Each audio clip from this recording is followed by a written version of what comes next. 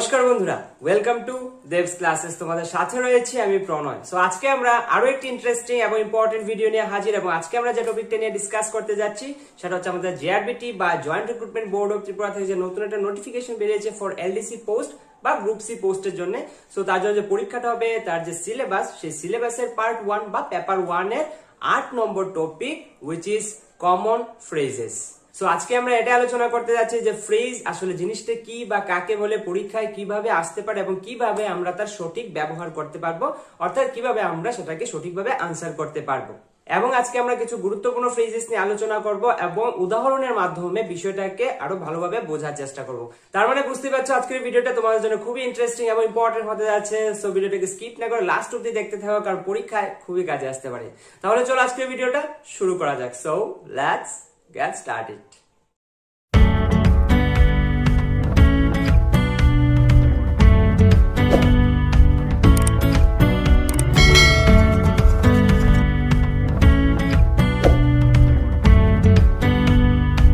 তো আজকে যেহেতু আমরা ফ্রেজ সম্পর্কে আলোচনা করতে যাচ্ছি, তাই সবার প্রথমে আমাদের জানতে হবে যে হোয়াট ইজ ফ্রেজ, ফ্রেজ কি বা কাকে বলে। So A phrase refers to A group or a set of words in a sentence or clause having no subject and a finite verb. Phrase হচ্ছে অনেকগুলো শব্দের সমষ্টি যাদের মধ্যে কোনো সাবজেক্ট এবং কোনো ফাইনাইট ভার্ব থাকে না। এরা আলাদাভাবে কোনো পূর্ণাঙ্গ বাক্য বা অর্থপূর্ণ বাক্য গঠন করতে পারে না। But a phrase never includes a finite verb, it may include a head word. তারা বিভিন্ন বাক্যের বিভিন্ন জায়গায় বসে একটা অর্থপূর্ণ বা পূর্ণাঙ্গ বাক্য গঠন করতে সাহায্য করে। সহজ ভাষায় বলতে গেলে ফ্রেজ হচ্ছে অনেকগুলো শব্দের সমষ্টি যাদের মধ্যে কোনো সাবজেক্ট থাকে না, কোনো ফাইনাইট ভার্ব থাকে না, যারা কোনো পূর্ণাঙ্গ বাক্য গঠন করতে পারে না, আলাদাভাবে কোনো পূর্ণাঙ্গ বাক্য গঠন করতে পারে না, কিন্তু তারা একটা বাক্যের বিভিন্ন জায়গায় বসে একটা পূর্ণাঙ্গ বাক্য বা একটা অর্থপূর্ণ বাক্য গঠন করতে সাহায্য করে। সো সেটা হচ্ছে আমাদের ফ্রেজ। এবার তোমাদের মধ্যে যারা এই ক্লজ বা ফাইনাইট ভার্ব, ক্লজ কি বা কাকে বলে, ইন্ডিপেন্ডেন্ট ক্লজ কি, ডিপেন্ডেন্ট ক্লজ কি, বা ফাইনাইট ভার্ব কি বা কাকে বলে, নন ফাইনাইট ভার্ব কি বা কাকে বলে, তোমরা যারা এখনো সেই বিষয়টা সম্পর্কে জানো না, সো তোমাদেরকে রিকোয়েস্ট করব তোমরা আমাদের চ্যানেল প্লে লিস্টে প্লিজ একটু ভিজিট করে নিও। সেখানে ক্লাসিফিকেশন অফ সেন্টেন্সের উপর একটা ডেডিকেটেড ভিডিও অলরেডি আপলোড করা আছে।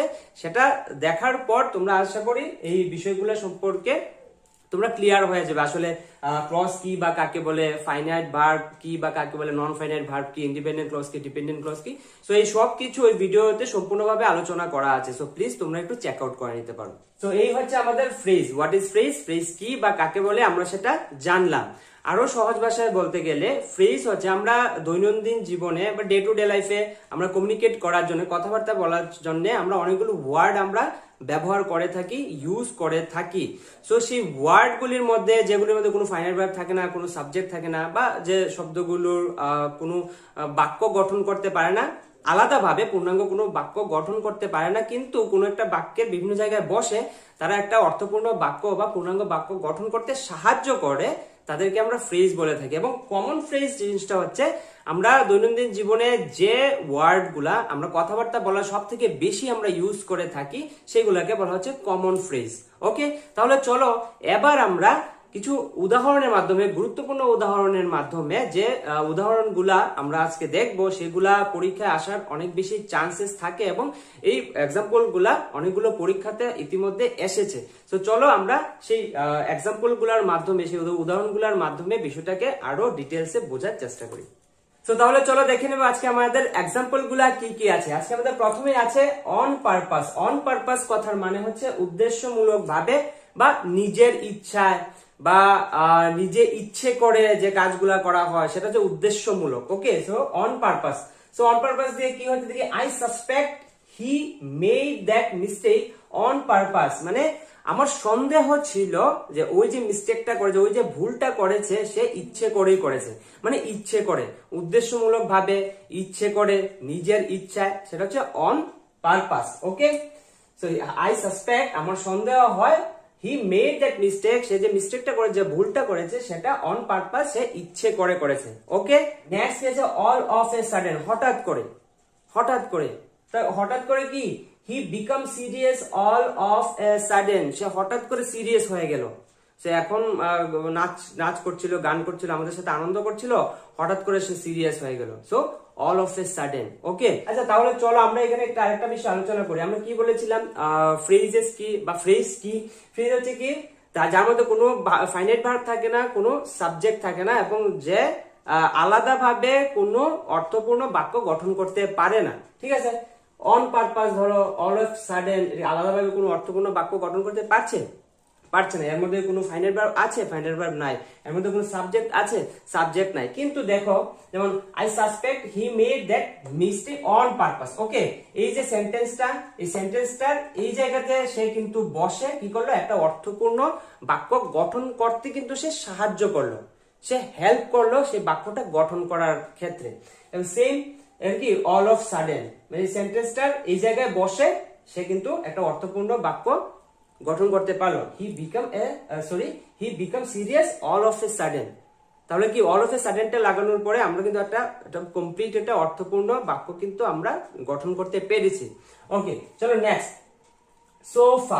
সো ফার কথার মানে হচ্ছে এখনো পর্যন্ত, মানে এই অবধি বা আজ পর্যন্ত, এখনো পর্যন্ত, এখনো অবধি, সেটা হচ্ছে সো ফার।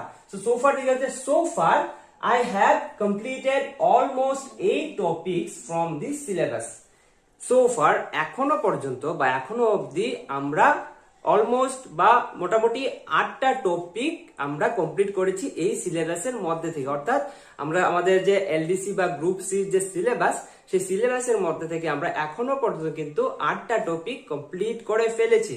তো তোমরা যারা এখনো সেই ভিডিওগুলো দেখোনি বা তোমরা যারা জানো না যে আমাদের বাকি টপিকগুলো, বাকি ভিডিওগুলো তোমরা যারা এখনো মিস করে গেছো, তাদেরকে রিকোয়েস্ট করবো আমাদের চ্যানেলের প্লে লিস্টে একবার ভিজিট করে সেই প্রত্যেকটা ভিডিও তোমরা একবার চেক আউট করে নিও। আশা করি তোমাদের পরীক্ষার ক্ষেত্রে খুবই কাজে আসবে। তাহলে চলো নেক্সট কি আছে দেখি। তো সোফার হলো এট a glance. At a glance কথা মানে কি হচ্ছে এক নজরে, এক নজরে, at a glance. So I recognized him at a glance, আমি এক নজরেই তাকে চিনে গেছি। ওকে, চিনে ফেলেছিলাম। সো এট এ গ্ল্যান্স, এক নজরে, এক নজরে। ওকে, তো এই হচ্ছে আমাদের এক্সাম্পল। এবার চলো নেক্সট কি এক্সাম্পল আছে সেগুলা দেখবো আমরা। তাহলে চলো আমাদের নেক্সট এক্সাম্পল গুলা কি কি আছে একটু দেখে নিই। আমাদের নেক্সট এক্সাম্পল আছে safe and sound. Safe and sound কথা বলা হচ্ছে ভালোভাবে, ভালোভাবে, সুস্থভাবে, ঠিকভাবে বা ঠিক মতো, কুশল মঙ্গল, ওইরকম বলি না যে ভালোভাবে যাস, সাবধানে যাস, সাবধানে। তো ওই রকম আর কি, সেটা হচ্ছে কি সেফ এন্ড সাউন্ড, মানে সাবধানে যাস, ভালোভাবে যাস, ঠিকভাবে যাস, এটা আর কি। তো এটা দিয়ে কি হচ্ছে, we arrive home safe and sound, আমরা ঠিকভাবে বা ঠিক মতো বাড়িতে পৌঁছেছিলাম বা বাড়িতে পৌঁছেছি। ওকে, তো সেটা হচ্ছে safe and sound. Safe and sound ভালোভাবে, সুস্থভাবে, সুন্দরভাবে, ঠিকভাবে, মঙ্গল মতো, ওইগুলা হচ্ছে সেফ এন্ড সাউন্ড। আশা করি বুঝতে পেরেছেন। From scratch. ফ্রম স্ক্র্যাচ হচ্ছে কি শুরু থেকে, শুরু থেকে বা প্রথম থেকে, আবার পুনরায়, ওই রকম বোঝাতে আছে ফ্রম স্ক্র্যাচ। যেমন we need to start our business from scratch, আমাদের বিজনেসটাকে কি আমাদের আবার প্রথম থেকে শুরু করা উচিত বা শুরু থেকে শুরু করা উচিত। বুঝতে পারলে? নেই বুঝতে পারোনি? ফ্রম স্ক্র্যাচ হচ্ছে শুরু থেকে। শুরু থেকে মানে কি, মানে আবার পুনরায়, প্রথম থেকে, প্রথম থেকে শুরু করা। So we need to start our business from scratch, মানে আমাদের বিজনেসটাকে আবার শুরু থেকে শুরু করা উচিত বা প্রথম থেকে শুরু করা উচিত। ওকে, সো নেক্সট আছে কি in a nutshell. In a nutshell কথা মানে হচ্ছে সংক্ষেপে, সংক্ষেপে, সংক্ষিপ্ত, ছোট্ট করে। ওকে, যেমন in a nutshell I don't like him. In a nutshell সংক্ষেপে জানতে চাও, আমি তাকে একদমই পছন্দ করি না। বাট যদি আমাকে জিজ্ঞেস করা হয়, in a nutshell I love you all for your support. Next কি আছে day in day out. Day in day out কথা মানে হচ্ছে দিন রাত, দিন রাত বা অনবরত বা কন্টিনিউ, ওটাকে বোঝাতে বলা হচ্ছে কি ডে ইন ডে আউট, মানে দিন রাত বা অনবরত, প্রতিনিয়ত, ওই রকম আর কি। He work hard day in day out to become a doctor. সে একজন ডাক্তার হওয়ার জন্য কি খুব কঠিন পরিশ্রম করেছিল, দিন রাত পরিশ্রম করেছিল, অনবরত পরিশ্রম করেছিল, খুব কঠোর পরিশ্রম করেছিল। ঠিক আছে। So day in day out, okay, day in day out মানে কি দিন রাত পরিশ্রম করেছিল, দিন রাত পড়াশোনা করেছে একজন ডাক্তার হওয়ার জন্য, ওকে, বা অনবরত পরিশ্রম করেছে, অনবরত খুব কঠিন পরিশ্রম করেছে, ওকে, আশা করি বুঝতে পেরেছেন। সো নেক্সট কি আছে, in a matter of seconds, অল্প সময়ের মধ্যে, in a matter of seconds কথা মানে হচ্ছে অল্প সময়ের মধ্যে বা মুহূর্তের মধ্যে বা মানে একটু সময়ের মধ্যে বা অল্পতেই, ওকে, যেমন 10 employees were suspended in a matter of seconds, 10 জন এমপ্লয়ি বা 10 জন কর্মচারী কি করেছে, ইন এ সেকেন্ডস মানে অল্প সময়ের মধ্যেই তাদেরকে সাসপেন্ড করা হয়ে গেছে, তারা সাসপেন্ড হয়ে গেছে, মুহূর্তের মধ্যে সাসপেন্ড হয়ে গেছে, অল্প সময়ের মধ্যে সাসপেন্ড হয়ে গেছে, ওকে, ঠিক আছে। তাহলে চলো আমাদের নেক্সট কি এক্সাম্পল আছে সেগুলো দিয়ে যাবো। সো আজকে আমাদের নেক্সট এক্সাম্পল গুলা কি আছে চলো একটু দেখে নিই। আজকে আমাদের নেক্সট এক্সাম্পল আছে face to face. Face to face মানে কি মুখোমুখি, আমনে সামনে বা সামনাসামনি, ওকে, ফেস টু ফেস। যেমন we talk face to face and resolve the issue, আমরা ফেস টু ফেস কথা বলেছি, সামনাসামনি কথা বলেছি, মুখোমুখি কথা বলেছি এবং যে ইস্যুটা ছিল তার একটা সমাধান খুঁজে বের করেছি, ওকে। তাহলে next all in all, all in all মানে কি সব কিছু মিলিয়ে বা সব দিক থেকে, ওকে, যেমন all in all he is a great person, সবকিছু মিলিয়ে বা সব দিক দিয়ে দেখতে গেলে কি সে একজন খুব ভালো মানুষ, ওকে, অল ইন অল। নেক্সট আছে কি হচপচ। হচপচ কথার মানে হচ্ছে গোলমাল পাকিয়ে দেওয়া বা গোলমাল। गोलमाल है भाई, सब गोलमाल है। তো গোলমাল মানে তছনছ করে দেওয়া বা লন্ডভন্ড করে দেওয়া। যেমন while trying cooking for the first time, সে যখন প্রথমবার রান্না করতে গিয়েছিল, she made hotchpotch of everything, সে সবকিছু হচপচ করে দিয়েছিল, সবকিছু তছনছ করে দিয়েছিল, সবকিছু লন্ডভন্ড করে দিয়েছিল, সবকিছু মানে গোলমাল করে দিয়েছিল আর কি, মানে একদম রান্না করতে পারে না, মানে এটাই বোঝাই যাচ্ছে। আচ্ছা আমাদের নেক্সট এক্সাম্পল কি আছে দেখি, as easy as ABC। as easy as ABC কথার মানে হচ্ছে খুব সহজ, খুবই সহজ আর কি, জলের মতো। যেমন the exam paper was as easy as ABC for me, যে এক্সাম পেপারটা ছিল, যে প্রশ্ন করা হয়েছিল পরীক্ষায়, সেই পরীক্ষাটা মানে কি আমার জন্য খুব সহজ ছিল, খুব ইজি ছিল, as easy as ABC, খুব সহজ, একদম সিম্পল, জলের মতো। समझ रहे हो समझ रहे हो आप समझ रहे हो ना। তাহলে চলো আজকে আমাদের নেক্সট এক্সাম্পল কি আছে সেই দিকে যাই। সো আজকে আমাদের নেক্সট এক্সাম্পল গুলা কি আছে চলো একটু দেখি না। Next example sooner or later. Sooner and later কথার মানে হচ্ছে কি কোনো একদিন বা কোনো এক সময়। যেমন sooner or later she will realize her mistake, কোনো একদিন বা কোনো এক সময় সে তার ভুলটা বুঝতে পারবে, বুঝতে পারলে। সো সোনার এর লেটার কথা মানে হচ্ছে সোনার অর লেটার কোনো একদিন বা কোনো এক সময়, ঠিক আছে। আমরা বলি না যে কোনো এক সময় সে তার ভুলটা ঠিকই বুঝতে পারবে, বা কোনো এক সময় সে আমাকে মিস করবে, কোনো একদিন সে আমার কথা মনে করবে, ওকে। তো সে হচ্ছে সোনার অর লেটার, ওকে। তাহলে নেক্সট কি দেখি off and on. Off and on কথা মানে হচ্ছে কখনো কখনো, কখনো কখনো, মাঝে মধ্যে, থেমে থেমে।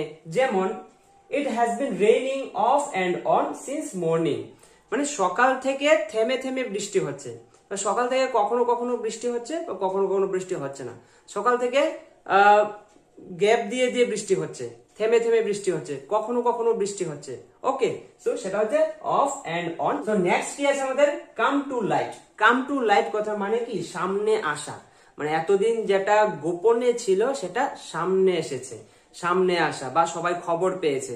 যেমন the truth about the relationship has recently come to light, তাদের সম্পর্কের কথা এতদিন আমরা জানতাম না, সেটা এখনে সামনে এসছে, রিসেন্টলি সামনে এসছে। ওই যে সামনে এসছে বা সবাই খবর পেয়েছে, সেটা হচ্ছে কি কাম টু লাইট, সামনে আসা, ওকে। কাম টু লাইট মানে কি সামনে আসা, কথাই বোঝা যাচ্ছে, সামনে আসা, লাইটে আসা, আলোকপাত করা, ওকে। সেটা হচ্ছে কাম টু লাইট, মানে তাদের যে রিলেশনশিপটা ছিল সেটা সম্পর্কে অন্যরা কেউ এতদিন জানতো না, আজকে সেটা সামনে এসছে। সো আমরা কি বললাম come to light, okay. Next কি আছে আমাদের give and take. Give and take কথা মানে কি গিভ এন্ড টেক হচ্ছে আদান প্রদান, আদান প্রদান। যেমন it is always give and take in life, মানে আমাদের জীবনে কি আদান প্রদান চলতেই থাকে, ঠিক আছে না, আদান প্রদান আমাদের জীবনে চলতেই থাকে। তাহলে চলো নেক্সট আমরা আরো কিছু এক্সাম্পলের মাধ্যমে বিষয়টা আরো ডিটেলসে বোঝার চেষ্টা করবো। তো আজকে আমাদের নেক্সট এক্সাম্পল গুলো কি আছে চলো একটু দেখি। আজকে আমাদের next example, poke one's nose into. Poke one's nose into কথার মানে হচ্ছে অন্যের কাজে নাক গলানো। দেখবে এমন অনেক লোক আছে যাদের খেয়ে দিয়ে নিজের কোনো কাজ নাই, সারাদিন অবসর থাকে, ফ্রি থাকে, অন্যের কাজে তারা কি করে সবসময় নাক গলায়। যেমন he is always trying to poke his nose into other people's business, সে সব সময় অন্যের কাজে নাক গলানোর জন্য চেষ্টা করে, ওকে, বা অন্যের কাজে নাক গলায়।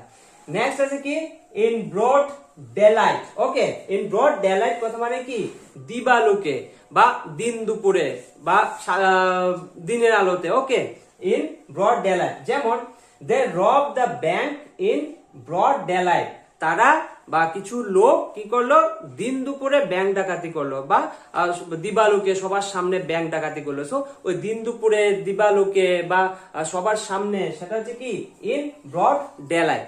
ওকে, নেক্সট কি আছে, এট ফার্স্ট সাইট, প্রথম দেখাতে। এট ফার্স্ট সাইট প্রথম দেখাতে বা প্রথম নজরে, ঠিক আছে। যেমন আমরা বলি না যে লাভ এট ফার্স্ট সাইট, প্রথম দেখাতে প্রেম হয়ে যাওয়া, প্রথম দেখাতে ভালোবাসা হয়ে যাওয়া। সো সেটা হচ্ছে কি লাভ এট ফার্স্ট সাইট। যেমন এটা এখানে হচ্ছে এট ফার্স্ট সাইট। যেমন at first sight I did not like him but few months later we became friends, মানে প্রথম দেখাতে বা প্রথম নজরে আমি তাকে পছন্দ করতাম না, কিন্তু কয়েক মাস পরে আমরা বন্ধুত্ব করলাম। ওকে, তো সেটা হচ্ছে এট ফার্স্ট সাইট, মানে প্রথম দেখাতে বা প্রথম নজরে।